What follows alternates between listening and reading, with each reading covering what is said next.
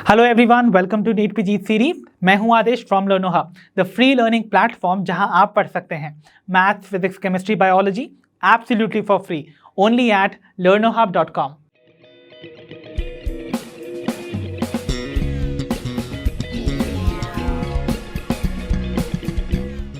तो बच्चों, आज के सेशन में हम डिस्कस करने जा रहे हैं the concepts from the chapter respiration in plants. So I hope आप सभी रेडी होंगे इस चैप्टर के सारे कॉन्सेप्ट्स को मेरे साथ समझने के लिए, ताकि एग्जामिनेशन में अगर इस टॉपिक से कोई भी क्वेश्चन आपको पूछ लिया जाए तो वो आपसे बिल्कुल भी मिस ना हो। तो without wasting much time, let's get started.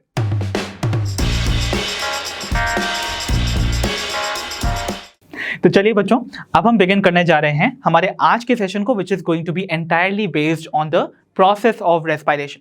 तो बच्चों, respiration as a physiological process आप अपनी जूनियर क्लासेस से पढ़ते आ रहे हैं, एंड आई अज्यूम आपको रेस्पिरेशन के बेसिक्स पता होंगे।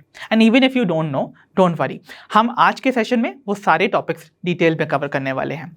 सो अगर मैं आपसे पूछूं रेस्पिरेशन क्या होता है तो आप क्या कहेंगे? Well, let me give you a hint. अगर आपने जूनियर क्लासेस में एक स्टेटमेंट पर ध्यान दिया हो जो हमेशा बोली जाती थी, that food gives us energy, हमने पढ़ा है ना कि एनर्जी हमको फूड से मिलती है। तो आखिरकार वो प्रोसेस कौन सी है जिसके थ्रू हम एनर्जी को डिराइव करेंगे from the food? So the answer to this question would be this process of respiration. तो भाई, रेस्पिरेशन के थ्रू ही हम एनर्जी डिराइव कर पाते हैं from the food, isn't it? So आखिरकार फूड से एनर्जी कैसे बनेगी? So you have to be very sure about one thing. Food में प्रेजेंट होते हैं कुछ ऑर्गेनिक कंपाउंड्स जिन्हें हम बुलाते हैं न्यूट्रिएंट्स, राइट, जो कि आपके पास कार्बोहाइड्रेट्स, फैट्स, प्रोटीन्स के फॉर्म में देखने को मिलेंगे। अब इन ऑर्गेनिक कंपाउंड्स का होता है ब्रेकडाउन, और ब्रेकडाउन होता है in the form of oxidation. तो आप सभी जानते हैं जब भी किसी भी सब्सटेंस का ऑक्सीडेशन होता है तो रिलीज होती है कंसिडरेबल अमाउंट ऑफ एनर्जी, और वो अमाउंट ऑफ एनर्जी यूटिलाइज की जा सकती है to carry out various life processes, and this is what respiration means. तो रेस्पिरेशन क्या हुआ भाई? एक ऐसी बायोलॉजिकल प्रोसेस, हमने इसको बायोलॉजिकल क्यों बोला? क्योंकि लिविंग ऑर्गेनिजम्स के अंदर होती है। सो एक ऐसी बायोलॉजिकल प्रोसेस जिसमें ऑक्सीडेशन होता है किसका? ऑर्गेनिक मॉलिक्यूल्स का, और रिलीज होती है कंसिडरेबल अमाउंट ऑफ एनर्जी, और इस एनर्जी का इस्तेमाल किया जाएगा to carry out vital life processes. Okay, so I hope you got the basic definition of respiration. Okay, so भाई, रेस्पिरेशन में क्या होता है? तो रेस्पिरेशन इन्वॉल्व करता है सीरीज ऑफ स्लो स्टेप्स, जिनमें क्या होने वाला है? Breaking of carbon carbon bonds, because आप जानते हैं ऑर्गेनिक मॉलिक्यूल्स का ब्रेकडाउन हो रहा है, और ऑर्गेनिक मॉलिक्यूल्स में कार्बन कार्बन जो हैं वो एसोसिएटेड होते हैं विद कोवैलेंट बॉन्ड्स। तो उन कार्बन कार्बन कोवैलेंट बॉन्ड्स का ब्रेकडाउन होगा, और उस ब्रेकडाउन को फैसिलिटेट कराते हैं the action of enzymes. That means ये जो प्रोसेस ऑफ रेस्पिरेशन है, this is an enzyme mediated process. यहाँ पर एंजाइम्स एक्शन परफॉर्म करते हैं to bring about the breakdown of organic compounds. Fine, अब बात करते हैं रेस्पिरेटरी सबस्ट्रेट्स की। तो रेस्पिरेटरी सबस्ट्रेट्स क्या हैं? ये वो ऑर्गेनिक मॉलिक्यूल्स हैं जिनका ऑक्सीडेशन होता है रेस्पिरेशन में, जिनका आप कह सकते हो ब्रेकडाउन होता है in the process of respiration, right? So compounds that are oxidised during respiration would be the respiratory substrate. और ये क्या हो सकते हैं? ऑब्वियसली दोज न्यूट्रिएंट्स जिनको कि हम ब्रेक करने वाले हैं। So those nutrients are going to be in the form of carbohydrates, fats, proteins and organic acids. So I hope you got the basic concept of respiration clear now. तो चलिए बच्चों, begin करते हैं अपने next topic को, that is adenosine triphosphate. ये नाम बड़ा सुना सुना आपको लगता होगा, दैट इज एटीपी, राइट? इसको हम बहुत पहले से जानते हैं, that we call it as the energy currency of the cell. तो भाई, क्यों बुलाते हैं इसको energy currency of the cell? Let us try to get into the details. So आपको मैंने बताया रेस्पिरेशन की प्रोसेस में ऑर्गेनिक कंपाउंड्स का होगा सीक्वेंशियल ऑक्सीडेशन, और रिलीज होगी एनर्जी, और जो एनर्जी रेस्पिरेशन में रिलीज होती है वो ट्रैप कर ली जाती है in the form of ATP molecule. तो भाई, एक एटीपी जो है वो एनर्जी रिलीज ड्यूरिंग रेस्पिरेशन को अपने अंदर ट्रैप कर लेता है। सो एटीपी का अगर हम स्ट्रक्चर देखें तो वो कुछ ऐसा नजर आता है। तो उसका नाम है एडिनोसिन ट्राइफॉस्फेट। तो एडिनोसिन, अगर आप रिलेट कर पा रहे हैं to my chapter of biomolecules, मैंने आपको पढ़ाए थे न्यूक्लियोसाइड्स एंड न्यूक्लियोटाइड्स, याद है आप सभी को? सो आई हैड टोल्ड यू, अगर किसी शुगर पर आपका एडेनिन ग्रुप जुड़ जाता है, दैट इज राइबोज शुगर पर, let's suppose this is my ribose sugar, और इस राइबोज शुगर पर एडेनिन नाइट्रोजनस बेस जाके जुड़ गया है, so this is going to be forming a nucleoside, है ना, क्योंकि base plus sugar is going to be the nucleoside, और न्यूक्लियोसाइड जो बनता है उसे हम बुलाएंगे, सिंस यहाँ पर एडेनिन ग्रुप प्रेजेंट है, that is why we are going to call it adenosine, right. अब इस एडिनोसिन में इस राइबोज की 5th कार्बन पर प्रेजेंट जो ग्रुप है उसमें अगर मैं 3 फॉस्फेट ग्रुप्स जोड़ दूं, so this will become triphosphate, इसीलिए हम इस एंटायर कंपाउंड को बुलाएंगे एडिनोसिन ट्राइफॉस्फेट, राइट। और अगर ये न्यूक्लियोटाइड होता, यानी कि सिर्फ सिंगल फॉस्फेट ग्रुप प्रेजेंट होता, तो हम इसको बुलाते थे एडिनोसिन मोनोफॉस्फेट, राइट, इसको हम एडिनाइलिक एसिड भी बुलाते थे, बट सिंस यहाँ पर 3 फॉस्फेट ग्रुप प्रेजेंट हैं, that is why we are going to be calling it as the triphosphate, okay. और जो आपको 3rd फॉस्फेट ग्रुप देखने को मिल रहा है ना, वहां पर आप देखिए, यहां पर आपको ये हाई एनर्जी बॉन्ड देखने को मिलता है, तो जो एनर्जी होती है ना द फूड मॉलिक्यूल, वो इन हाई एनर्जी बॉन्ड्स के फॉर्म में स्टोर हो जाती है in these molecules. So I hope you got the basic concept now about ATP structure, okay. So ये जो एटीपी है ना, इसको हम करेंसी ऑफ द सेल क्यों बुलाते हैं, energy currency, the reason being इस एटीपी का हम डायरेक्ट इस्तेमाल नहीं कर सकते हैं, तो जो एनर्जी रिलीज हो रही है रेस्पिरेशन में वो डायरेक्टली यूज नहीं की जा सकती है for the various life processes, इसको हमें एटीपी में कन्वर्ट करना पड़ता है, और इस एटीपी को जहां और जब रिक्वायरमेंट होती है एनर्जी स्पेंडिंग की, वो वहां पर ब्रेक कर दिया जाता है। तो इसका मतलब it is broken down whenever और wherever energy needs to be utilised. So अगर आप देखेंगे तो एक एटीपी मॉलिक्यूल जहां और जब रिक्वायर्ड होगा वो उस टाइम पर ब्रेक हो जाएगा, और ये जो आपको हाई एनर्जी बॉन्ड देखने को मिल रहा है ये टूट जाता है in the form of inorganic phosphate. तो जब ये बॉन्ड टूटता है तो रिलीज होती है एनर्जी, और इसीलिए हम इसको बुलाते हैं the energy currency of the cell, because आपको अगर एनर्जी चाहिए तो you will have to spend an ATP molecule, okay. So energy trapped in the ATP molecule is utilised in many energy requiring processes of an organism. So I hope the concepts about ATP molecule is clear. तो बच्चों, अक्सर आप सभी के मन में एक question arise होता होगा कि क्या प्लांट्स हम ह्यूमन बींग्स और एनिमल्स की तरह ब्रीथ कर पाते हैं, क्या वो भी हमारी तरह सांस ले सकते हैं, डू दे रियली ब्रीथ। या फिर आपके मन में एक क्वेश्चन आता होगा कि क्या अगर वो ब्रीथ कर पाते हैं तो उनके पास हमारे जैसे रेस्पिरेटरी ऑर्गन्स प्रेजेंट हो for this purpose. So let us try to get answer to this question. So बच्चों, let me tell you one thing, plants lack any specialised organ for gaseous exchange, मतलब plants के पास कोई specialised organ या structure नहीं है for exchange of gases, ठीक है।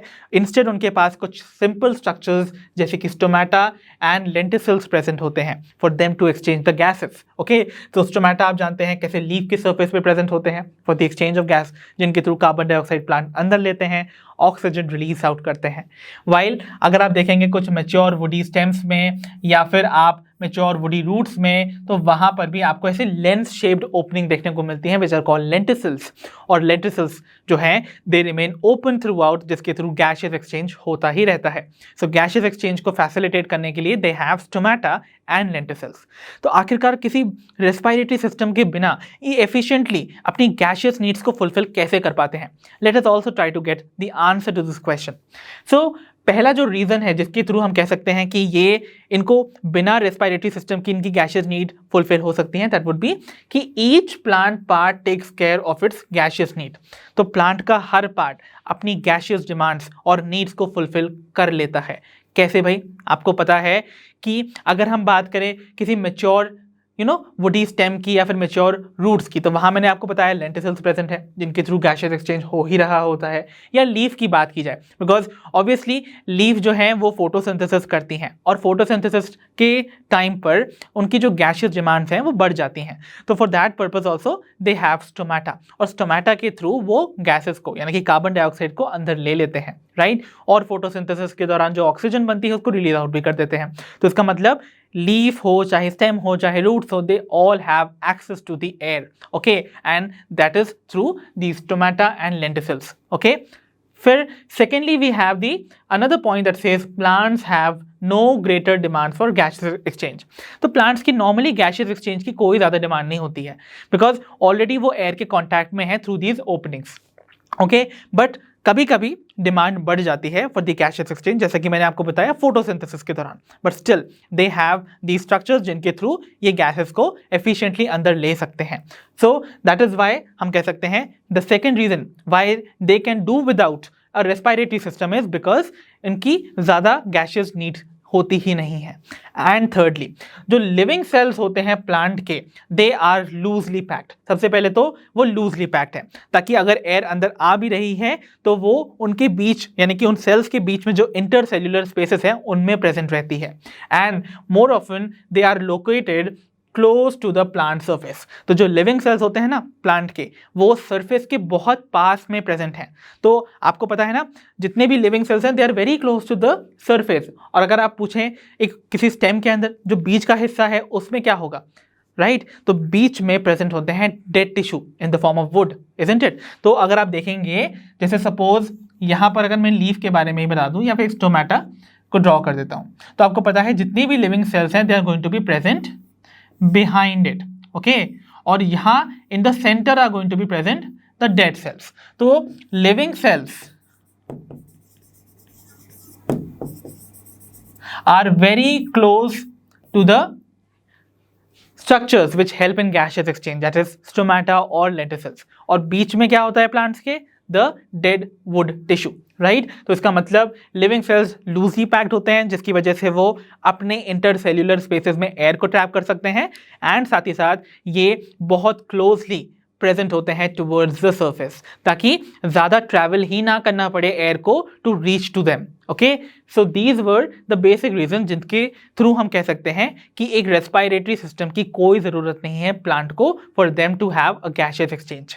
तो बच्चों, अभी तक हमने पढ़ा रेस्पिरेशन की प्रोसेस में जो भी ऑर्गेनिक न्यूट्रिएंट्स किसी भी फूड मॉलिक्यूल के अंदर प्रेजेंट होते हैं उनका होता है ब्रेकडाउन। ओके, और इन ऑर्गेनिक सब्सटेंसेस को हम बुलाते थे द रेस्पिरेटरी सबस्ट्रेट्स। तो ये रेस्पिरेटरी सबस्ट्रेट्स मैंने 4 कैटेगरीज में आपको डिवाइड करके बताए थे। This were carbohydrates, proteins, fats and organic acids. तो इन चारों रेस्पिरेटरी सबस्ट्रेट में से जो मोस्ट प्रेफर्ड रेस्पिरेटरी सबस्ट्रेट है वो होगा the carbohydrates. Remember this thing. So carbohydrates सबसे पहले मोस्ट रेडिली ब्रेक किए जाएंगे टू रिलीज एनर्जी। और कार्बोहाइड्रेट में भी कौन सा फॉर्म, बिकॉज कार्बोहाइड्रेट्स भी तो इतने सारे हैं। सो कार्बोहाइड्रेट्स में भी ग्लूकोज इज दैट कार्बोहाइड्रेट जो कि मोस्ट रेडिली ब्रेक किया जाएगा, because you know very well glucose is an instant source of energy, isn't it. तो ग्लूकोज को सबसे पहले तोड़ा जाता है टू रिलीज एनर्जी। फाइन। सो जब भी एक ग्लूकोज मॉलिक्यूल कंप्लीटली ऑक्सीडाइज होगा रेस्पिरेशन के टाइम पे, ओके, तो वो रिलीज करेगा एनर्जी। या आप ऑक्सीडेशन को एक और वर्ड से सिनोनिमस मान सकते हैं, that is combustion. Fine. So complete combustion of a glucose molecule will yield energy. Okay, because you have to remember combustion is nothing else but an oxidation process ना, जहाँ पर substance जो है वो oxidation undergo करते हैं। So जब भी कभी एक glucose molecule completely oxidize होगा तो energy release होगी। अब इस energy के 2 फेट हैं।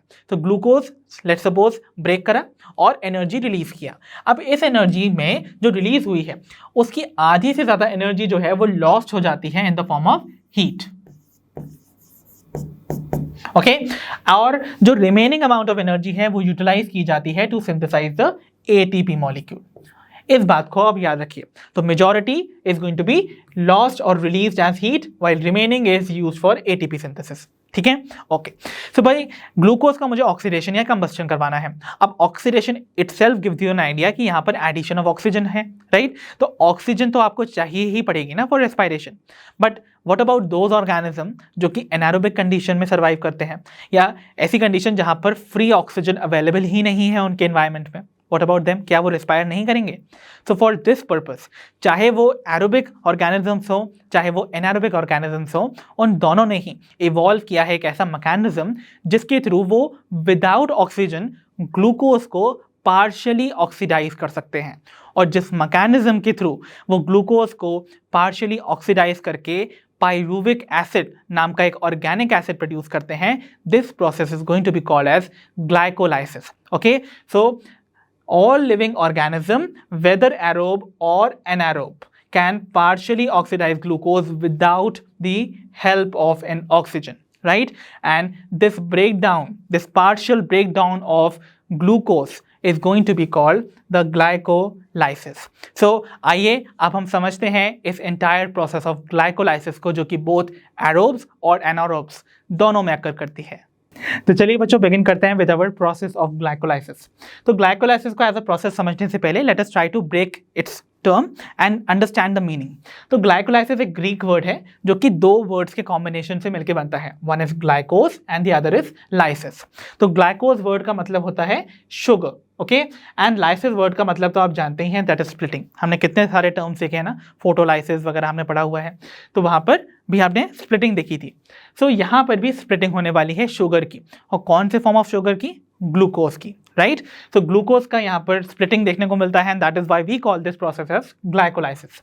और इस एंटायर प्रोसेस को हम EMP पाथवे भी बुलाते हैं, नेम्ड आफ्टर दो साइंटिस्ट जिन्होंने इस एंटायर पाथवे की स्कीम को पहली बार डिस्कवर किया था, राइट? सो EMP पाथवे में प्रेजेंट वो तीन साइंटिस्ट कौन कौन से हैं?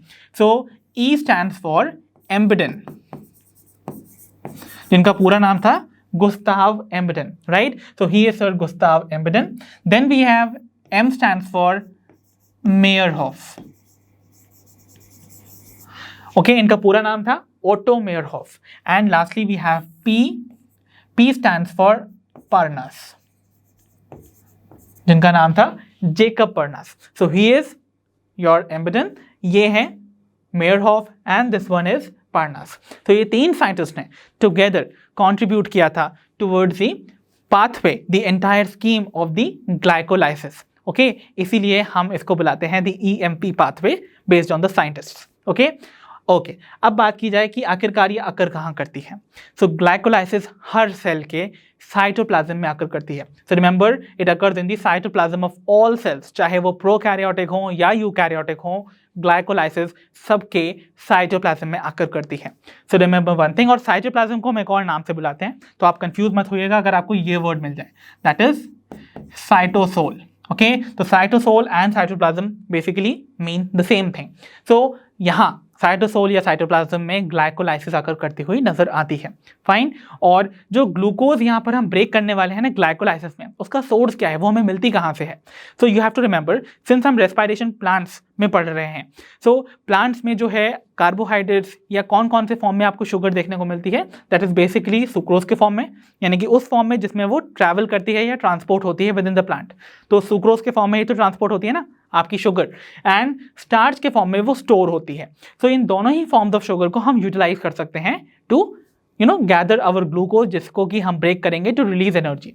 सो लेट अस सी कि कैसे sucrose which is basically a disaccharide, तो इस डाइसैकेराइड का कैसे हम इस्तेमाल कर सकते हैं to find or to get our glucose molecule for breakdown. So you have to understand one thing, sucrose जो है उस पे एक्ट करेगा एक एंजाइम जिसका नाम है इनवर्टेज। सो इस सुक्रोज पे एंजाइम इनवर्टेज वर्क करता है। So this is the name of that enzyme, जो कि इस सुक्रोज यानी कि डाइसैकेराइड को उन दो मोनोसैकेराइड्स में तोड़ देगा जिससे मिलकर वो बना था। तो सुक्रोज मिलकर बनता था ग्लूकोज से एंड फ्रक्टोज से।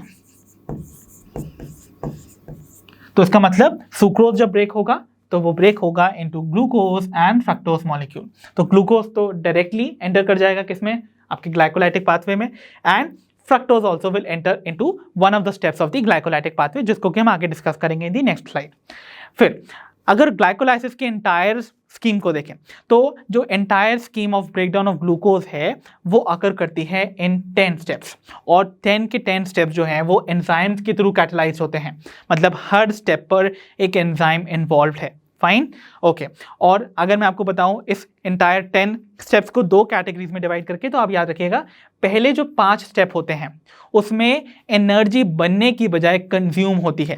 सो बेसिकली वो स्टार्टिंग के जो 5 स्टेप्स है ना, they are going to be the preparatory phase, जिसमें कि एक तरह से तैयारी हो रही है for the energy to be produced, fine. तो इसमें energy instead of being produce यहाँ कंज्यूम हो जाती है।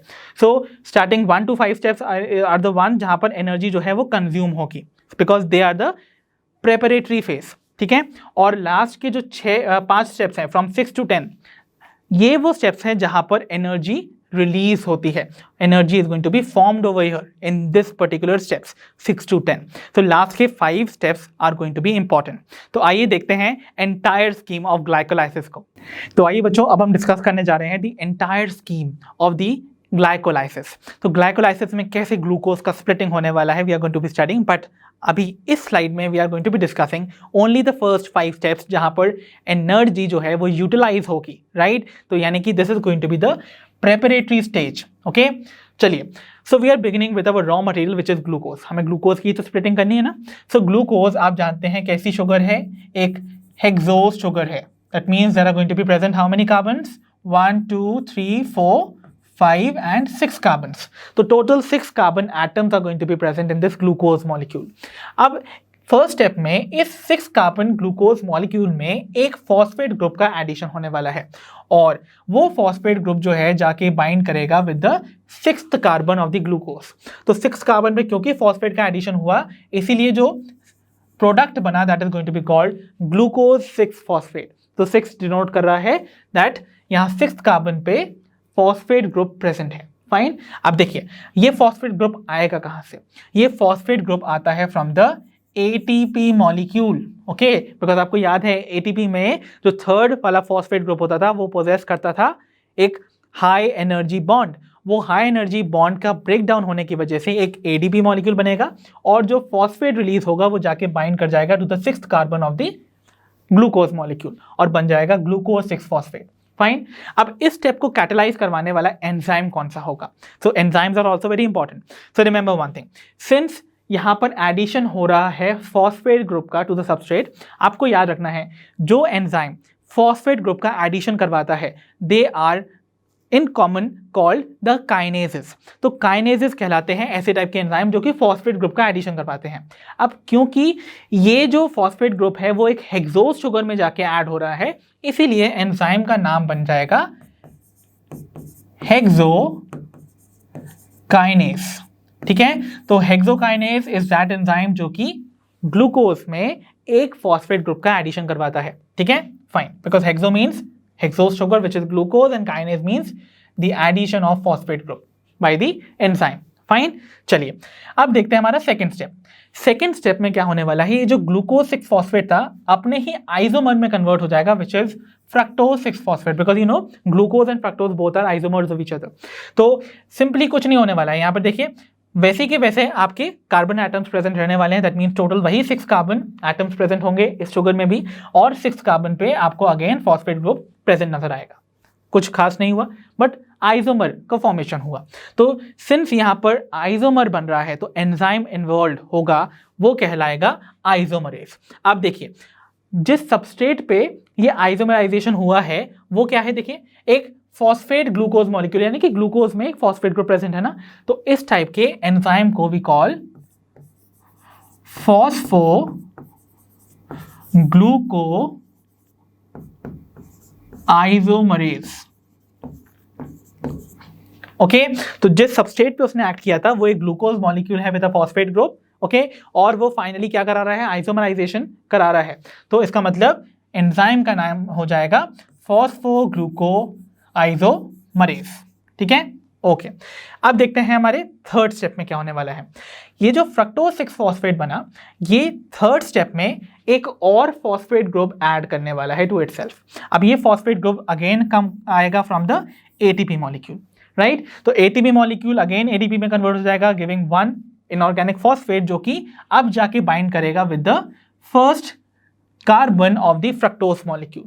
तो आप देखेंगे फ्रक्टोज के फर्स्ट कार्बन पे भी अब फॉस्फेट ग्रुप आ गया, 6 पे तो ऑलरेडी फॉस्फेट था.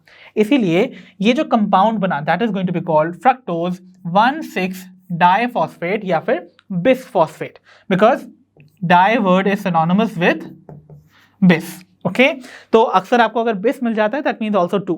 तो दैट मीन्स यहाँ पर क्योंकि 2 फॉस्फेट ग्रुप अटैच्ड हैं to the fructose molecule at first and 6th position, we call this as fructose 1,6 diphosphate और बिस फॉस्फेट, राइट. अब यहाँ पर देखिए क्या हो रहा है, यहाँ पर भी addition of 1 more phosphate group हो रहा है. तो इसका मतलब एंजाइम एक्ट करने वाला कहलाएगा काइनेज, है ना. और जिस सबस्ट्रेट पे वो एक्ट किया वो एक phosphate group containing fructose sugar थी. तो जो एंजाइम है that is going to be called phosphofructokinase, right. तो एक फ्रक्टोज शुगर जिसके पास फॉस्फेट ग्रुप था, उसमें एक फॉस्फेट ग्रुप ऑलरेडी ऐड करवा रहा है, वो एंजाइम कहलाएगा फॉस्फोफ्रक्टोकाइनेज। आई होप यू गॉट कि एंजाइम का नेम कैसे आया। फाइन, चलिए now comes the fourth step. अब फोर्थ स्टेप में ये जो फ्रक्टोज 1,6 बिसफॉस्फेट या डाइफॉस्फेट बना, इसकी हो जाएगी स्प्लिटिंग। तो यानी कि ये जो 6 कार्बन वाली फ्रक्टोज शुगर थी वो स्प्लिट हो जाएगी इनटू 3 कार्बन वाली 2 शुगर्स जिनके पास एक एक फॉस्फेट ग्रुप प्रेजेंट होगा। ठीक है, तो ये जो स्प्लिटिंग हुई है ऑफ फ्रक्टोज 1,6 बिसफॉस्फेट, वो कैरी आउट कराता है the enzyme called aldolase. So the enzyme involved would be called aldolase. ठीक है, तो aldolase ने क्या किया, इस 6 कार्बन वाली फ्रक्टोज को ब्रेक कर दिया इनटू 3 कार्बन वाले शुगर्स में। सो यहां पर जो एक शुगर प्रेजेंट होगी that is going to be called as dihydroxyacetone phosphate, क्योंकि उसमें अगेन एक फॉस्फेट ग्रुप प्रेजेंट है फ्रॉम दिस साइड। एंड यहां पर आप देखेंगे जो शुगर मॉलिक्यूल प्रेजेंट है that is going to again contain 3 carbon itself, है ना, और उस पे भी यहाँ पर फॉस्फेट ग्रुप प्रेजेंट है। तो इसीलिए this is going to be a triose phosphate sugar. ठीक है, तो देखिए दोनों ही शुगर जो है वो ट्रायोज फॉस्फेट है, यानी कि 3 carbon containing with 1 phosphate group each. Fine, तो ये दोनों जो शुगर्स बनती हैं they are called, one is called dihydroxyacetone phosphate जिसको हम DHAP बोलते हैं, और the other one is called glyceraldehyde 3 phosphate. ठीक है, यानी कि 3 कार्बन पे, यानी कि 3rd कार्बन पे एक फॉस्फेट ग्रुप प्रेजेंट है। तो देखिए यहां पर इसको हम एक और नाम से भी बुलाते हैं, we even call this as phosphoglyceraldehyde और 3PGL, बिकॉज 3rd कार्बन पे फॉस्फेट ग्रुप प्रेजेंट है, तो we even call it three phosphoglyceraldehyde. So both are going to be same. So phosphoglyceraldehyde या 3-ग्लिसरल्डिहाइड 3 फॉस्फेट और जो डाईहाइड्रोक्सी एसीटोन फॉस्फेट है, they are going to be isomers of each other. ये isomers हैं तो इसका मतलब ये इंटरकन्वर्टेबल हैं। फाइन, तो इंटरकन्वर्टेबल अगर हैं तो ये आपस में इंटरकन्वर्ट होंगे कैसे, again with the help of an enzyme. और जो एंजाइम यहाँ इस 5th स्टेप में इन्वॉल्व होगा that is going to be called, देखिए बताइए यहाँ पर क्योंकि 3 कार्बन है ना प्रेजेंट है और यहाँ पर रिएक्शन हो रही है आइसोमराइजेशन की, तो enzyme would be called isomerase, और क्योंकि 3 कार्बन वाली शुगर पे हो रही है तो this is going to be called as triose isomerase. Since यहां पर फॉस्फेट ग्रुप भी प्रेजेंट है तो आप फॉस्फोट्रायोज आइसोमरेज भी कह सकते हैं इसको। फाइन, तो यहां पर ट्रायोज आइसोमरेज नाम का एंजाइम इस डाईहाइड्रोक्सी एसीटोन फॉस्फेट को ग्लिसरल्डिहाइड 3 फॉस्फेट या फिर 3-फॉस्फोग्लिसरल्डिहाइड में कन्वर्ट कर देगा। फाइन, और आगे की जो रिएक्शन होगी, जो 6th to 10th स्टेप वाली रिएक्शन होंगी, वो कंटिन्यू होंगी फ्रॉम ग्लिसरल्डिहाइड 3 फॉस्फेट। तो एक ग्लिसरल्डिहाइड 3 फॉस्फेट जब आगे की रिएक्शन में प्रोसीड करेगा तब ये डाईहाइड्रोक्सी एसीटोन फॉस्फेट भी वापस से ग्लिसरल्डिहाइड 3 फॉस्फेट में कन्वर्ट हो जाएगा with the help of this enzyme, और आगे की रिएक्शन कंटिन्यू होंगी। तो इसका मतलब यहां से जितनी भी रिएक्शन होंगी वो 2 मॉलिक्यूल्स ऑफ ग्लिसरल्डिहाइड 3 फॉस्फेट से ही कंटिन्यू की जाएंगी। फाइन, तो आइए बच्चों अब हम डिस्कस करने जा रहे हैं the last 5 steps of the glycolysis, जहां पर एनर्जी कंज्यूम ना होके बल्कि फॉर्म होने वाली है। बिकॉज इनिशियल 5 स्टेजेस में हमने देखा था क्या हुआ था, एनर्जी कंज्यूम हुई थी इन द फॉर्म ऑफ एटीपी। कितने एटीपीज वहां पर कंज्यूम हुए थे, 2 एटीपीज, रिमेंबर। तो प्रेपरेटरी स्टेज यानी कि फर्स्ट 5 स्टेप्स में आपने देखा था 2 एटीपीज का कंजम्पशन। कौन कौन से स्टेप में, वो स्टेप जिसमें कि ग्लूकोज कन्वर्ट हुआ था ग्लूकोज 6 फॉस्फेट में, एंड अनदर स्टेप जिसमें कि फ्रक्टोज 6 फॉस्फेट कन्वर्ट हुआ था फ्रक्टोज 1,6 बिसफॉस्फेट में। अब यहां पर हम देखने वाले हैं कि कैसे remaining 6th to 10th step में आपको एटीपीज फॉर्म होते हुए नजर आएंगे, राइट। तो चलिए इस स्टेप्स को या इस स्टेज को हम कहते हैं the energy conserving stage, because यहां पर एनर्जी फॉर्म होने वाली है। तो हमने अपने प्रेपरेटरी स्टेज के लास्ट स्टेप में देखा था कि कैसे फॉर्मेशन हुआ था एक ट्रायोज शुगर का विच इज 3-फॉस्फोग्लिसरल्डिहाइड, है ना। सो ये 3-फॉस्फोग्लिसरल्डिहाइड के साथ साथ उसी का आइसोमर डाईहाइड्रोक्सी एसीटोन फॉस्फेट भी फॉर्म हुआ था, isn't it? और ये दोनों के दोनों जो कंपाउंड फॉर्म हुए थे they were isomers of each other, जो कि एक दूसरे में कन्वर्ट हो सकते हैं with the help of triose isomerase enzyme. ठीक है, okay. Now we'll see the next step. अब क्या होने वाला है, तो आगे की रिएक्शन प्रोसीड करेगी विद दिस 3-फॉस्फोग्लिसरॉल्डिहाइड, जिसे हम ग्लिसरॉल्डिहाइड 3-फॉस्फेट भी कहते हैं। So don't get confused. तो यहां पर ये 3-फॉस्फोग्लिसरॉल्डिहाइड पहली चीज तो अंडरगो करने वाला है ऑक्सीडेशन। तो क्या होने वाला है यहां पर, ऑक्सीडेशन। तो ऑक्सीडेशन में आप जानते हैं एल्डिहाइड जब ऑक्सीडेशन अंडरगो करता है तो वो फॉर्म करता है एक एसिड, राइट। तो इस स्टेप में ऑक्सीडेशन होने वाला है। अब देखिए, ऑक्सीडेशन का मतलब दो टर्म्स में हो सकता है, या तो एडिशन ऑफ ऑक्सीजन हो या फिर रिमूवल ऑफ हाइड्रोजन हो। इस स्टेप में रिमूवल होने वाला है हाइड्रोजन का, ओके। और इन हाइड्रोजन को हम कहते हैं द रिडॉक्स इक्विवेलेंस, राइट। तो यहां पर फॉस्फोग्लिसरॉल्डिहाइड मॉलिक्यूल से हाइड्रोजन का रिमूवल होने वाला है in the form of redox equivalence, और उन हाइड्रोजन को एक्सेप्ट करेगा NAD+ मॉलिक्यूल, ओके। सो NAD+ मॉलिक्यूल एक हाइड्रोजन को एक्सेप्ट करने के बाद फॉर्म कर देगा NADH, राइट। तो इस स्टेप में क्या हुआ, एक NADH का फॉर्मेशन हुआ, राइट, जिसकी वजह से आपका जो एल्डिहाइड है वो एसिड में ऑक्सीडाइज हो गया। और इस स्टेप में एक और चीज साइमल्टेनियसली हो रही है, that is addition of an inorganic phosphate. तो एक इनऑर्गेनिक फॉस्फेट का एडिशन हो रहा है, मतलब फॉस्फोराइलेशन हो रहा है। But the thing is you have to remember, यहां पर जो फॉस्फोराइलेशन हो रहा है ना, वो ATP के कंजम्पशन से नहीं हो रहा है। तो इस स्टेप में ATP अपना फॉस्फेट नहीं दे रहा है, तो there is no utilization of ATP molecule. ये inorganic phosphate from the cytosol directly take up हो जाएगा, ओके, और ऐड हो जाएगा टू द ग्लिसरॉल्डिहाइड मॉलिक्यूल जब वो अंडरगो कर रहा होगा ऑक्सीडेशन रिएक्शन। तो देखिए, आपको पता है अगर ये इनऑर्गेनिक फॉस्फेट ऐड नहीं होता और सिंपली ऑक्सीडेशन होता तो क्या बनना चाहिए था प्रोडक्ट, 3-फॉस्फोग्लिसरिक एसिड। बट यहां पर ये इनऑर्गेनिक फॉस्फेट भी ऐड हो गया है, और वो भी कहां ऐड हुआ है, ऑन द फर्स्ट कार्बन, ठीक है। तो इसका मतलब इस बार फर्स्ट कार्बन और थर्ड कार्बन दोनों पे आपको फॉस्फेट ग्रुप प्रेजेंट नजर आ रहा है। तो यहां पर जो प्रोडक्ट फॉर्म होगा that is going to be one three diphosphoglyceric acid. I hope you got it ना। तो ये जो कन्वर्जन है, इसको कौन सा एंजाइम कैटालाइज करवाएगा। सो यू सी, यहां पर हाइड्रोजन का रिमूवल हो रहा है ना फ्रॉम द सबस्ट्रेट। सो जब भी हाइड्रोजन का रिमूवल होता है फ्रॉम द सबस्ट्रेट, या हाइड्रोजन का मूवमेंट देखने को मिलेगा, तो एंजाइम जो इन्वॉल्व होता है they are going to be called dehydrogenase, ठीक है। तो यहां पर डीहाइड्रोजिनेज एंजाइम एक्ट करने वाला है, और जिस सबस्ट्रेट पे वो वर्क कर रहा है वो क्या है, एक फॉस्फोग्लिसरॉल्डिहाइड है। तो इसका मतलब जो एंजाइम होगा यहां पर involve that would be phosphoglyceraldehyde dehydrogenase, right.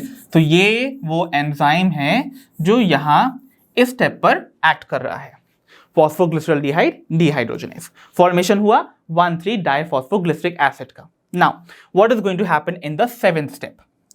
The 7th step is very important बच्चों, याद रखिए, बिकॉज ये पहला स्टेप है जहां पर पहला ATP सिंथेसाइज होने वाला है। फाइन, तो देखिए क्या होने वाला है, देखिए यहां पर ये 1,3-डाइफॉस्फोग्लिसरिक एसिड में से फर्स्ट कार्बन वाला फॉस्फेट ग्रुप हो जाएगा रिमूव, राइट। तो ये फर्स्ट कार्बन वाला फॉस्फेट ग्रुप जो हो जाएगा वो नेक्स्ट स्टेप पे रिमूव हो जाएगा। तो फॉर्मेशन क्या होगा, देखिए यहां पर आपके पास अब फर्स्ट कार्बन फ्री है, तो सिर्फ और सिर्फ थर्ड कार्बन पे ही फॉस्फेट ग्रुप प्रेजेंट है ना। तो जो एसिड फॉर्म हुआ यहां पर would be called 3-फॉस्फोग्लिसरिक acid, right. Okay, अब वो जो फॉस्फेट ग्रुप निकला है वो कहां जाएगा, वो एक्सेप्ट कर लिया जाएगा by an ADP molecule, okay. So ADP molecule उस फॉस्फेट को एक्सेप्ट करने के बाद सिंथेसाइज करेगा एन ATP मॉलिक्यूल। तो ATP मॉलिक्यूल यहां पर फॉर्म हुआ। तो फर्स्ट ATP कहां फॉर्म हुआ, ऑन द 7th स्टेप, ठीक है। अब देखिए यहां पर आप देख रहे हैं कि एंजाइम कौन सा होने वाला है involve, we have to find out. तो चलिए देखिए, यहां पर ऑब्वियसली फॉस्फोराइलेशन रिएक्शन तो हो रही है ना, यहां पर फॉस्फेट ग्रुप का एडिशन ना होकर रिमूवल हो रहा है, राइट। बट एंजाइम जो कि कैटालाइज करते हैं फॉस्फेट ग्रुप से रिलेटेड रिएक्शंस को उन्हें हम काइनेजेस बुलाते थे, इजंट इट। बट यहां पर काइनेज जो है वो फॉस्फेट ग्रुप ऐड ना करके रिमूव कर रहा है। तो इस बार जो काइनेज का नाम होगा वो सबस्ट्रेट पे डिपेंड नहीं करेगा, वो डिपेंड करेगा आपके प्रोडक्ट पे, राइट। तो प्रोडक्ट फॉर्म हुआ है 3-फॉस्फोग्लिसरिक एसिड।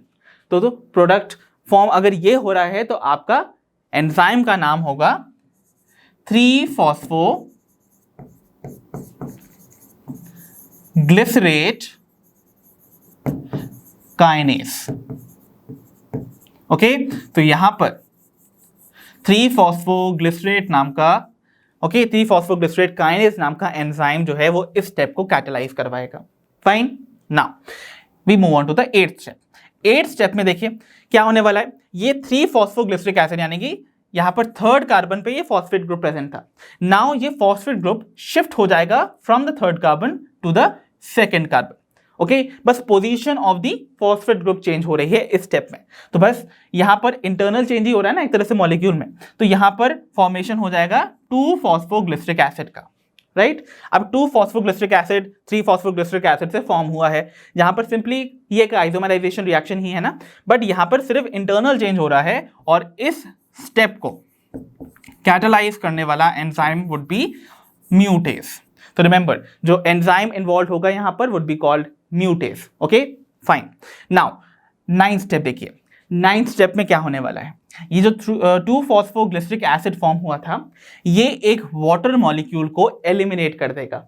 सो एलिमिनेशन हुआ किसका, ऑब्वियसली एक वाटर मॉलिक्यूल का, और फॉर्मेशन होगा एक कंपाउंड का which is called phosphoenol pyruvate या फॉस्फोइनॉल पाइरुविक एसिड, जैसे हम शॉर्टली पेप भी लिखते हैं, राइट। इसको हमने पढ़ा हुआ भी है इन अवर फोटोसिंथेसिस चैप्टर, राइट। तो C4 प्लांट्स में आप देखते थे ना, प्राइमरी कार्बन डाइऑक्साइड एक्सेप्टर होता था ये पेप। फाइन, चलिए, तो यहां पर ये जो कन्वर्जन है by the elimination of water from two phosphoglyceric acid, इसको कैटालाइज करवाने वाला जो एंजाइम है वुड बी कॉल्ड इनोलेज, जो कि देखिए सबस्ट्रेट या प्रोडक्ट पे ही डिपेंड कर रहा है इसका नाम। तो इस एंजाइम का जो नाम है that would B enolase.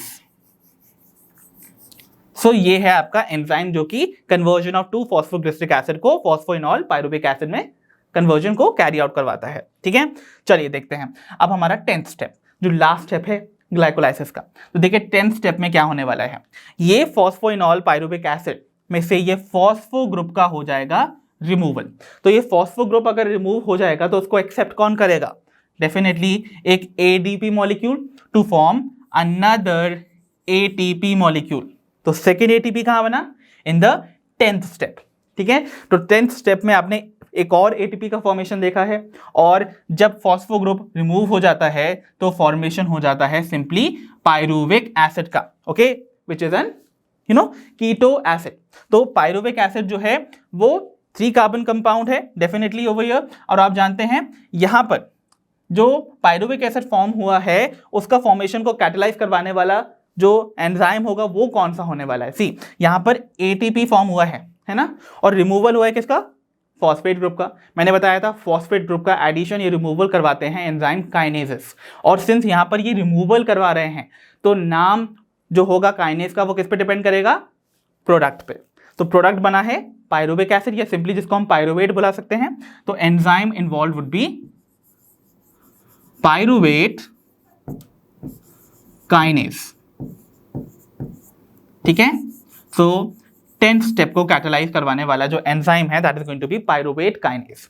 So I hope you got all the 10 steps of the glycolysis. तो यहां पर हमने 6 to 10 स्टेप्स देखे हैं, राइट। तो 6 to 10 स्टेप में आपने देखा कि कैसे वेरियस एंजाइम्स की एक्टिविटी की वजह से आपको एंड में पाइरुविक एसिड फॉर्म होता हुआ नजर आया फ्रॉम 1,3-फॉस्फोग्लिसरॉल्डिहाइड।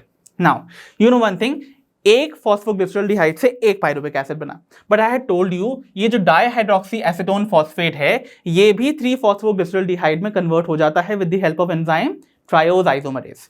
तो जब ये इसको कन्वर्ट कर जाएगा that means dihydroxy acetone phosphate three phosphoglyceraldehyde में कन्वर्ट हो जाएगा, तो वो वाला फॉस्फोग्लिसरॉल्डिहाइड मॉलिक्यूल भी सारी रिएक्शन अंडरगो करके एक और पाइरुविक एसिड फॉर्म कर लेगा, राइट। और इन स्टेप में जो जो नई नई चीजें बनी हैं, कौन कौन सी चीज बनी थी, एक NADH और 2 ATP, वो भी डबल हो जाएंगे, इजंट इट। तो देखिए क्या होने वाला है, आपको याद रखना है ये 3-फॉस्फोग्लिसरॉल्डिहाइड मॉलिक्यूल ने तो ये बना लिया, अब जब डाइहाइड्रोक्सी एसीटोन फॉस्फेट एक और 3-फॉस्फोग्लिसरॉल्डिहाइड बनाएगा तो सारे प्रोडक्ट्स डबल होने वाले हैं, तो every product would be double. ठीक है, तो ये सारे जो प्रोडक्ट्स हैं they are going to be double, और जो यहां पर फॉर्मेशन हुआ मॉलिक्यूल्स का, एनर्जी रिच मॉलिक्यूल्स का, they are also going to be double. तो यहां पर 2 NAD+, 2 NADH बनाएंगे, 2 ATP फॉर्म करेंगे, और यहां पर भी 2 वाटर मॉलिक्यूल्स निकलेंगे, एंड यहां पर भी 2 ATP बनाएंगे। तो इसका मतलब अगर हम देखें net formation of all the ATP and NADH molecule जो कि 6th to 10th स्टेप में देखने को मिला है, that is energy conserving stage में, तो क्या क्या होने वाला है। तो देखिए आपको पता है यहां पर total 2 ATPs over here and 2 ATPs over here, तो यहां पर आपको टोटल फॉर्म होते हुए नजर आ रहे हैं 4 ATPs, और साथ ही साथ फॉर्म होते हुए नजर आ रहे हैं 2 NADH मॉलिक्यूल्स, राइट। तो ये आपको याद रखना है, formation of ATP and NADH molecules in the last 5 steps of the glycolysis। तो आपको फॉर्म होते हुए नजर आए 4 ATPs and 2 NADH molecule, but आपने देखा था कंज्यूम भी हुए थे 2 ATP molecules in the previous stage. तो अगर नेट ATP मॉलिक्यूल्स के फॉर्मेशन की बात की जाए तो यू नो वेरी वेल 4 में से अगर 2 कंज्यूम भी हो गए तो that means net ATP production would be 2 itself। So I hope you got the entire steps of the glycolysis very clear। तो चलिए बच्चों, let us quickly go through the balance sheet of the glycolysis, कि glycolysis में आखिरकार कितने ATP molecules और NADH molecules बनते हैं और ब्रेक होते हैं। सो एक ओवरव्यू ले लेते हैं ग्लाइकोलाइसिस का। तो ग्लाइकोलाइसिस को हमने 2 फेज में डिवाइड किया था ना, पहली 5 फेजेस में जिसके हम एनर्जी को इन्वेस्ट कर रहे हैं, और लास्ट की 5 स्टेजेस जिसमें कि हम एनर्जी को जनरेट कर रहे हैं। सो पहली जो 5 स्टेजेस है जहां पर ग्लाइकोलाइसिस में ग्लूकोज का कन्वर्जन हो जाता है इनटू फ्रक्टोज 1,6 बिसफॉस्फेट, इन स्टेप्स में आप देखेंगे 2 ATP मॉलिक्यूल जो हैं वो कंज्यूम हुए हैं, यानी कि 2 ATP मॉलिक्यूल जो हैं वो कम खो गए हैं। वाइल अगर आप देखेंगे लास्ट के 5 स्टेप्स में अब टोटल 4 ATP मॉलिक्यूल्स प्रोड्यूस हुए हैं, राइट, और साथ ही साथ 2 NADH मॉलिक्यूल्स भी फॉर्म हुए हैं अंटिल पायरुविक एसिड फॉर्म होता है। तो देखिए क्या क्या हुआ है। सो अगर बात की जाए एनर्जी रिच मॉलिक्यूल्स की, तो ATPs की बात की जाए तो कितने number of ATP molecules form हुए हैं, टोटल 4 ATPs फॉर्म हुए थे, राइट। तो 4 ATPs फॉर्म हुए थे हमारे पास, याद है ना, वो कहाँ बने थे, इन द लास्ट स्टेज। तो इसका मतलब जो लास्ट 5 स्टेप्स है ना, वहां पर आपने देखा था 2 to the 4 ATPs फॉर्म हो रहे थे। एंड यहां पर कितने मॉलिक्यूल कंज्यूम हुए, तो कहीं कंजम्पशन हुआ था क्या ATP मॉलिक्यूल्स का, that I have told you in the first 5 stages जहां पर 2 ATP मॉलिक्यूल्स कंज्यूम भी हुए थे। तो यानी कि 2 ATP मॉलिक्यूल्स कंज्यूम हुए, तो अगर नेट रिजल्ट बात की जाए तो कितने आपके ATP मॉलिक्यूल्स जो है वो फॉर्म हुए होंगे, तो नेट गेन बताइएगा, जब तक कि मैं NADH मॉलिक्यूल के बारे में बता दूं। सो NADH में अगर बात की जाए कितने मॉलिक्यूल्स फॉर्म हुए, तो वो फॉर्म हुए हैं only in the last 5 step, जहां पर देखिए 2 NADH मॉलिक्यूल्स फॉर्म हुए। तो इसका मतलब यहां पर 2 NADH मॉलिक्यूल्स ऐड हुए हैं, और कितने कंज्यूम हुए, एक भी नहीं। देखा ना आपने, कहीं पर भी NADH मॉलिक्यूल कंज्यूम नहीं हो रहा है, इसका मतलब that is going to be 0। तो अगर बात की जाए हमारे नेट रिजल्ट की, तो नेट गेन कितने का हो भाई, तो नेट ATP मॉलिक्यूल जो फॉर्म हुए थे वो कितने थे, +4 एंड -2, 4 आपने बनाए और 2 इस्तेमाल कर लिए, तो गेन कितने का हुआ, केवल 2 ATPs का। तो यहां पर only 2 ATP molecules are going to be formed as a net result. While अगर बात करें नेट NADH मॉलिक्यूल्स की, तो NADH जो है जितने बने थे उतने ही प्रेजेंट हैं, कंज्यूम तो हुए नहीं ना, तो 2 NADH फॉर्म हुए थे, 0 कंज्यूम हुए, तो टोटल जो आउटपुट है that is going to be of 2 NADH itself. Fine, तो this is all about the balance sheet of the glycolysis. तो आइए बच्चों, अब हम स्टडी करने जा रहे हैं the fate of pyruvic acid और द पायरुवेट जो कि फॉर्म होता है at the end of glycolysis. तो पायरुविक एसिड जो फॉर्म हुआ at the end of glycolysis, उसके 3 फेट हो सकते हैं। ओके, पहली कंडीशन या पहली जो 2 कंडीशंस हैं वो एनारोबिक कंडीशन में अकर करने वाली हैं। तो ये जो फर्स्ट कंडीशन है और जो सेकंड कंडीशन है, they are going to be seen under anaerobic condition. So first and second condition will be seen in anaerobic conditions. तो क्या होने वाला है एनारोबिक कंडीशन में, आइए देखते हैं। फर्स्ट फेट क्या हो सकता है, ये जो पायरुविक एसिड बना, कितने पायरुविक एसिड बने थे, there were 2 pyruvic acid. Okay, so ये जो 2 पायरुविक एसिड बने थे at the end of glycolysis, first condition में वो एक पायरुविक एसिड अपना एक कार्बन डाइऑक्साइड रिलीज कर देगा। That means 2 carbon dioxide molecule release हो जाएंगे, है ना। तो देखिए, एक पायरुविक एसिड ने 1 कार्बन डाइऑक्साइड मॉलिक्यूल रिलीज किया।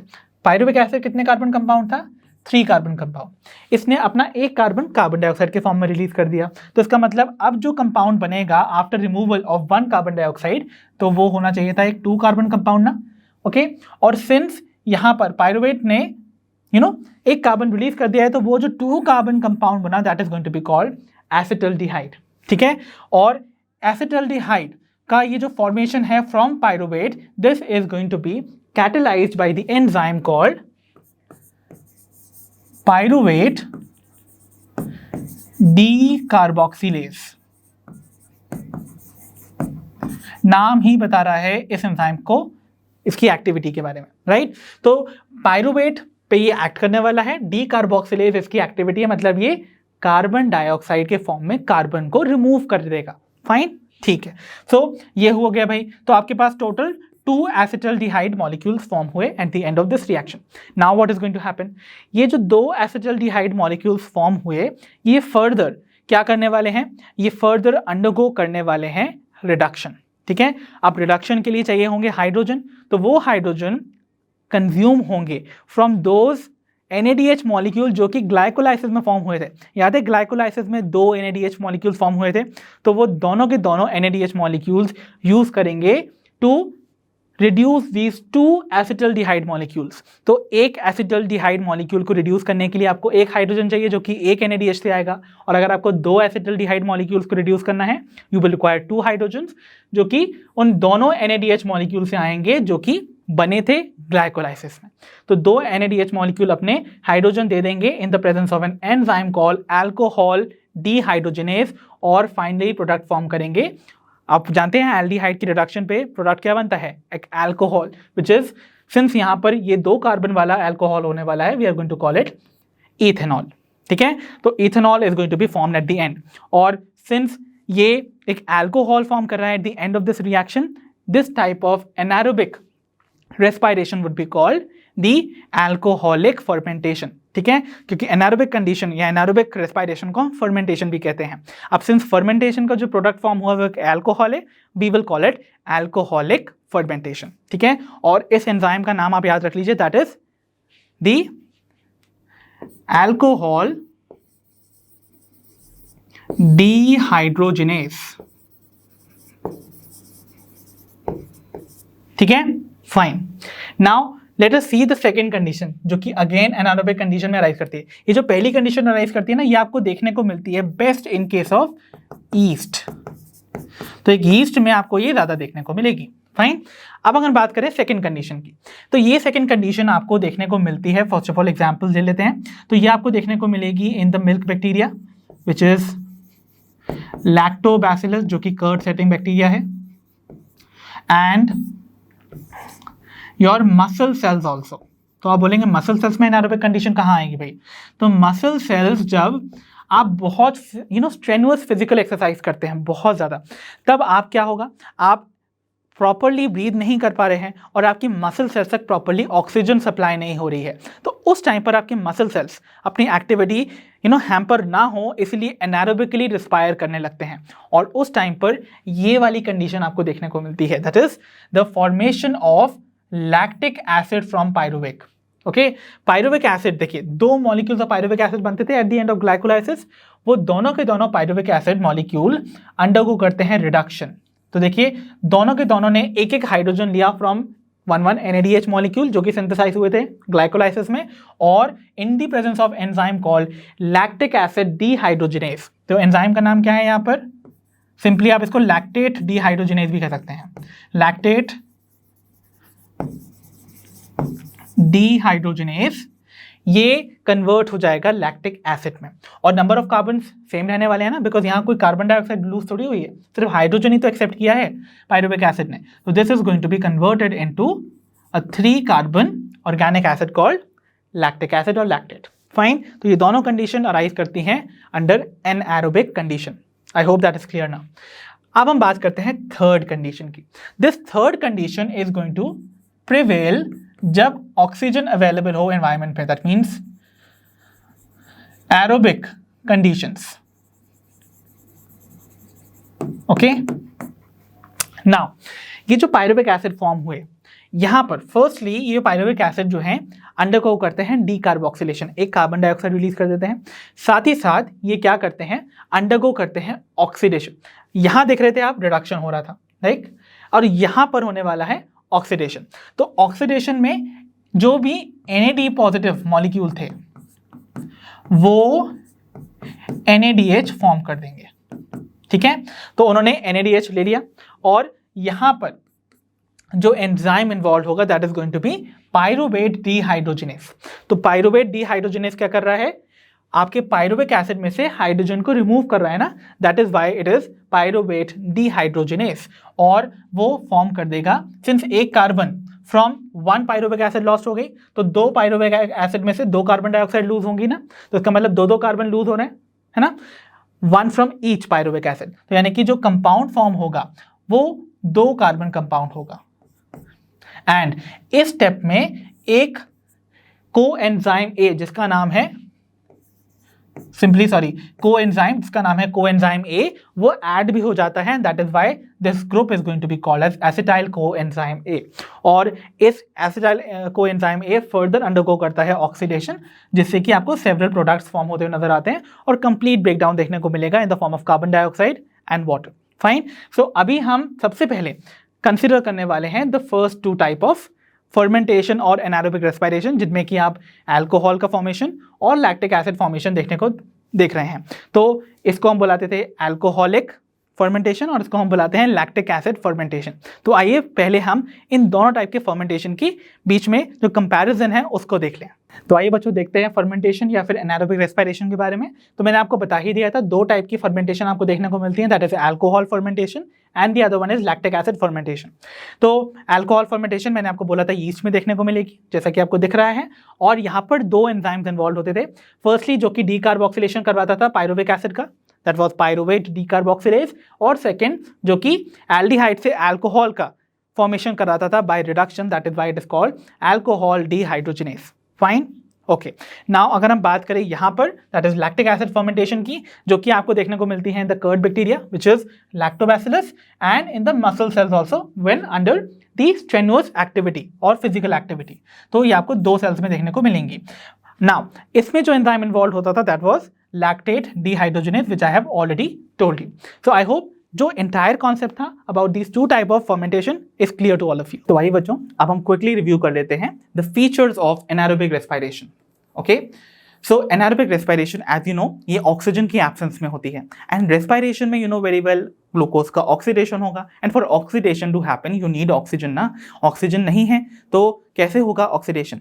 इसका मतलब आप जानते हैं ग्लूकोज का इस प्रोसेस के दौरान इनकम्प्लीट ऑक्सीडेशन होगा, ठीक है। तो पार्शियली ऑक्सीडाइज तो हमने ग्लूकोज को कर दिया था into pyruvic acid, but later on उसका जो कंप्लीट ऑक्सीडेशन होना था वो तो अवेलेबल ही नहीं हो पाएगा बिकॉज ऑक्सीजन ही नहीं प्रेजेंट है। So there is going to be incomplete oxidation of glucose. अब ग्लूकोज इनकम्प्लीट ऑक्सीडेशन कैसे शो कर रहा है, एक ग्लूकोज कब कंप्लीट ऑक्सीडेशन शो करता है वो समझिए। आप जानते हैं ग्लूकोज का फॉर्मूला होता है C6H12O6, राइट। अब एक ग्लूकोज मॉलिक्यूल के ऑक्सीडेशन का क्या मतलब है, ऑक्सीडेशन या तो मीन करता है टू ऐड ऑक्सीजन या फिर रिमूवल ऑफ हाइड्रोजन। तो ग्लूकोज के मॉलिक्यूल में से अगर मैं ये 12 के 12 हाइड्रोजन रिमूव कर दूं दैट मीन्स ये ग्लूकोज कंप्लीटली ऑक्सीडेशन अंडरगो कर देगा। फाइन, तो इसका मतलब अगर आप यहां पर कंपेयर करें इसको with the products of anaerobic respiration, जो कि दो टाइप की हमने देखी थी, कौन कौन सी, पहली थी आपकी अल्कोहलिक फर्मेंटेशन जिसमें फॉर्म होता था एक अल्कोहल जिसे हम बुलाते थे ethanol. Okay, so ethanol is C2H5OH, right. और दूसरी टाइप की fermentation used to be your lactic acid fermentation, जिसमें कि लैक्टिक एसिड फॉर्म होता था जिसको कि हम ऐसे लिखते हैं ना CH3C++OCOOH, right, that is C3H4O3। So this is lactic acid. दोनों ही कंपाउंड में देखिए ग्लूकोज टूटा तो glucose is broken down into, यहां पर देखिए 2 कार्बन कंपाउंड और यहां पर 3 कार्बन कंपाउंड, बट हाइड्रोजन्स का कंप्लीटली रिमूवल नहीं हुआ है। देखिए दोनों ही प्रोडक्ट्स में हाइड्रोजन अभी भी अवेलेबल हैं। इसका मतलब क्या हुआ है, that means glucose completely oxidation undergo नहीं किया है in this process of anaerobic respiration, right. Fine, so I hope you got the very first point clear now. अब हम देखते हैं हमारा सेकेंड पॉइंट। यहाँ पर only 2 ATPs are formed, right. तो आप जानते हैं एनारोबिक रेस्पिरेशन की होने से पहले आपको पता है पायरुविक एसिड का फॉर्मेशन हुआ था थ्रू ग्लाइकोलाइसिस, और ग्लाइकोलाइसिस में टोटल 4 ATPs बनते हैं, बट 2 ATPs कंज्यूम भी होते थे, तो नेट 2 ATPs का प्रोडक्शन देखने को मिलता था। तो वो 2 ATP नेट प्रोडक्शन थे ऑफ ग्लाइकोलाइसिस, एंड साथ ही साथ 2 NADH मॉलिक्यूल भी फॉर्म होते थे, इजंट इट। तो जब एक पायरुविक एसिड फर्मेंटेशन अंडरगो करता था एनारोबिक कंडीशंस में, चाहे वो लैक्टिक एसिड फर्मेंटेशन हो, अल्कोहलिक फर्मेंटेशन हो, तो दोनों के दोनों पायरुविक एसिड जब अल्कोहल या लैक्टिक एसिड में कन्वर्ट होते थे, तो उस स्टेप पे वो जो 2 NADH फॉर्म हुए थे ड्यूरिंग ग्लाइकोलाइसिस वो पूरी तरह से कंज्यूम हो जाते थे, राइट। उनका कंजम्पशन हो गया, तो नेट रिजल्ट कितने का बचा? ATPs का ही ना, 2 ही ATPs बने थे, तो वो 2 ATPs ही नेट रिजल्ट कहलाएंगे of the anaerobic respiration, because NADH से ATP बनाए जा सकते थे, बट द प्रॉब्लम इज वो दोनों के दोनों NADH मॉलिक्यूल कंज्यूम हो जाते हैं in the fermentation process, and that is why they are not available for the synthesis of ATP। तो जो ATP डायरेक्टली आपको नेट रिजल्ट के फॉर्म में देखने को मिलते हैं in glycolysis, those are the only products of the anaerobic respiration. तो इसीलिए केवल 2 ATPs ही फॉर्म होंगे during anaerobic respiration. So I hope you got this point also very clear.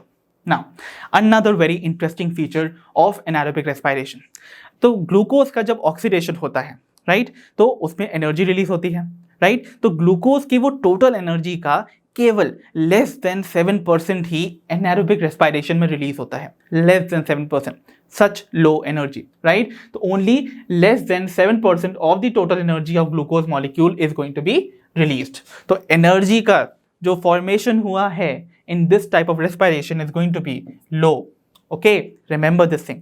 तो 7% से भी कम एनर्जी रिलीज हुई है, और ऐसा नहीं है कि ये 7% से जो कम एनर्जी रिलीज हुई है ये पूरी की पूरी ATP सिंथेसिस में यूज की जाएगी। No, it is not going to be trapped in the form of ATP. It is going to be a majority portion of it is going to be lost as heat. तो not all of it is going to be stored as ATP. ये आपको याद रखना है। तो less than 7% बनी, उसका भी कुछ substantial part जो है वो lost हो जाता है as heat, और remaining का ही बहुत ही थोड़ी सी एनर्जी का ही ATP के फॉर्म में आपको स्टोरेज देखने को मिलेगा in such type of organisms जो कि anaerobic respiration शो करते हैं। फाइन, और one more very important thing, anaerobic respiration की दोनों प्रोसेसेस जिनमें आइदर एसिड फॉर्म हो रहा है, दैट इज लैक्टिक एसिड, या अल्कोहल फॉर्म हो रहा है, दोनों ही हजार्डस प्रोसेस हैं, यानी कि दोनों ही हार्मफुल हैं for the organism which are undergoing these processes. क्यों भाई? एक एग्जाम्पल के तौर पे देखते हैं। आपको पता है यीस्ट अंडरगो करता था अल्कोहलिक फर्मेंटेशन, तो अगर वो अल्कोहल जो फॉर्म हो रहा है यीस्ट के अंदर जब वो फर्मेंटेशन अंडरगो कर रहा है, उसका कॉन्सेंट्रेशन रीच कर जाता है अबाउट 13%, तो यीस्ट अपने आप को पॉइजन कर देता है। मतलब वो उस खुद के लिए जिस ऑर्गेनिज्म ने उस अल्कोहल को फॉर्म किया अपने अंदर, उसका कॉन्सेंट्रेशन जब 13% पे पहुंच जाएगा वो उसी के लिए पॉइजनस साबित हो जाएगा। दैट मीन्स यीस्ट किल हो जाते हैं when 13% of your alcohol form gets accumulated in the yeast cells.